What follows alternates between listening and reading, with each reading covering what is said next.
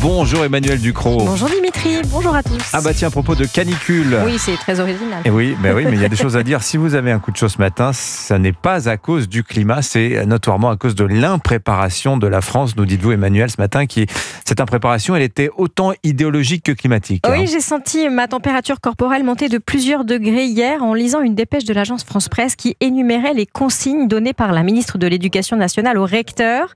Parce que selon Elisabeth Borne, il faut qu'on soit très vigilant quand on a telle température. On doit être pragmatique, prendre des décisions au cas par cas dans chaque territoire. Et ça veut dire quoi ? Et ça veut dire rien. Les établissements scolaires doivent adapter leur organisation et l'utilisation des lieux en fonction de l'exposition au soleil afin d'accueillir les élèves dans des espaces préservés de la chaleur. Que c'est innovant. On va peut-être mettre les enfants à la cave, allez savoir.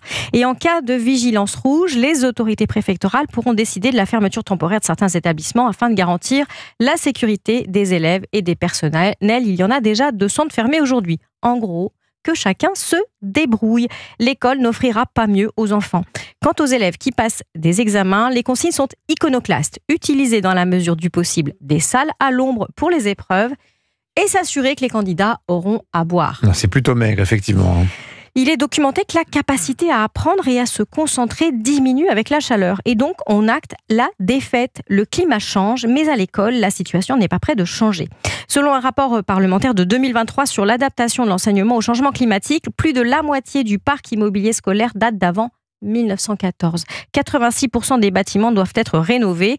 Et selon ce même rapport parlementaire, il faut absolument, dans ces cas-là, éviter la clim. Oui, c'est ça qui vous a mis en colère. Oui, parce que les parlementaires ont expédié en une phrase fausse le sort de la clim. Il faut l'éviter à cause de son bilan carbone. Personne, parmi nos élus, n'a adapté ce raisonnement à l'emporte-pièce à la situation française. Une électricité décarbonée par le nucléaire et les renouvelables à 95%, très abondante en été vu qu'on ne chauffe pas, ça veut dire que la clim n'émet pas de carbone chez nous. Ce n'est un problème que par idéologie. Et vous avez remarqué, personne dans toutes les émissions de débat, dans les reportages consacrés à la canicule et donc jusqu'au ministère de l'Éducation ne met le sujet sur la table. C'est un tabou français. On ne veut pas de clim parce que... Oui, au nom de la sobriété énergétique, en gros, on sacrifie les gamins, quoi. Oui, nos gamins et leurs apprentissages à la paresse intellectuelle, aux réponses toutes faites d'une courte vue confondante. Et c'est pareil pour les hôpitaux, les services publics. On sacrifie les personnes âgées et les plus fragiles.